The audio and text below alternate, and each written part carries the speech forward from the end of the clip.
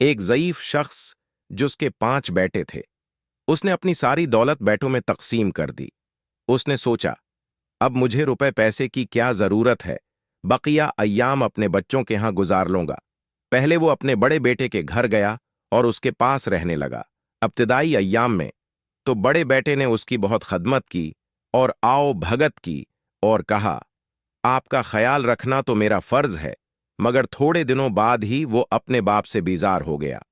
अब वो उसका अदब भी न करता था, बल्कि कभी कभी अपने वालिद को डांट देता था। बूढ़े को न वक्त पर खाना मिलता और न कपड़ा।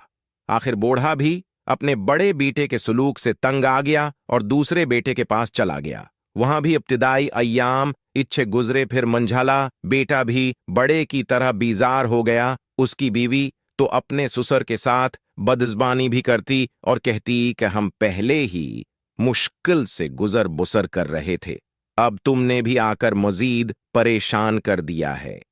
बेचारा बूढ़ा जल्द ही वहां से भी उकता गया।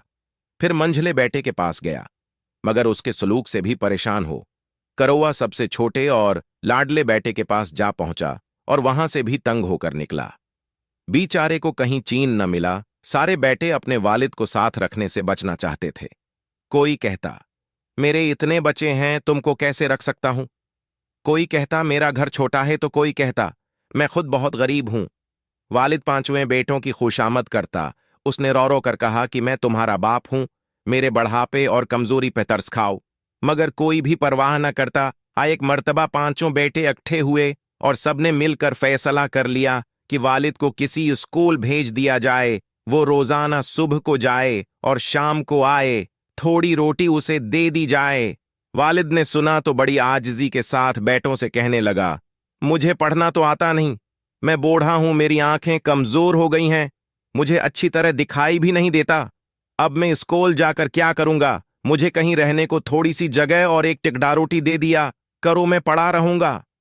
मगर जालिम बेटों ने वालिद की एक न सुनी और गांव से दूर एक स्कूल में जबरदस्ती भेज दिया। वालिद रोता हुआ चला जा रहा था कि रास्ते में एक ज़ईफ अमीर आदमी का घोड़ा वहां से गुजरा। तो उसने घोड़े से उतर कर पूछा कि कहां जा रहे हो। स्कूल जा रहा हूं, ज़ईफ उम्र और मजलूम वालिद ने जवाब दिया, मैं इस उम्र में स्कूल जाओगे, ये तो तुम्हारे घर में आराम से बैठने के दिन है। मजलूम वालिद ने अपनी पूरी कहानी सुनाई तो अमीर आदमी ने कहा, बड़े मियाँ, स्कूल जाने का ख्याल तो बेकार है, मगर तुम गम न खाओ, मैं तुम्हारी मदद करूंगा। ये कहकर उसने अपनी जीब से एक थैली निकाली और उसमें कोई चीज भर दी। फिर थैली को एक लकड़ी के संदूक में रखकर संदूक को अच्छी तरह बंद कर दिया। संदूक उसको देते हुए उसके कान में कुछ कहा। ज़ईफ इलामर वालिद संदूक लेकर खुशी खुशी गांव वापस पहुंचा। बेटों ने जो देखा कि वालिद एक संदूक बगल में दबाए चला आ रहा है, तो समझ गए कि इसमें जरूर कुछ दौलत है।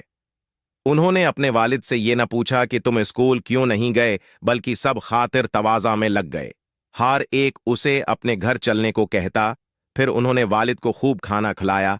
खाने पीने के बाद बूढ़े ने कहा, मेरे बच्चों, अपनी जवानी में मैंने कुछ दौलत जमा करके जंगल में दफन कर दी थी, मुझे उसका ख्याल भी नहीं रहा। आज जो उधर से गुजरा तो याद आया।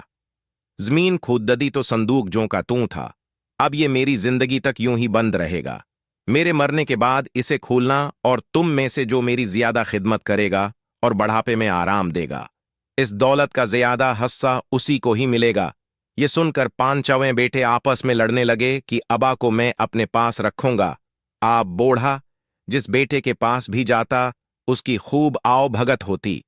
सब उसके खाने कपड़े और आराम का ख्याल रखते। इसी तरह बूढ़े की जिंदगी मजे में गुजरने लगी। बहुत दिनों तक आराम से जिंदगी गुजारने के बाद बूढ़ा मर गया। 5 बेटों ने मिलकर बड़ी शान से उसको दफन किया, शानदार फातहा कराई, गरीबों को खैरात दी। फिर सारे कामों से फारिग होने के बाद संदूक खोलने लगे। मगर संदूक खोलने से पहले ही 5 भाइयों में बहस होने लगी। हर एक कहता, मैंने अबा की ज्यादा खदमत की है, इसलिए बड़ा हिस्सा मुझे मिलना चाहिए। आखिर में ये तय पाया कि सब में बराबर तकसीम कर लेंगे।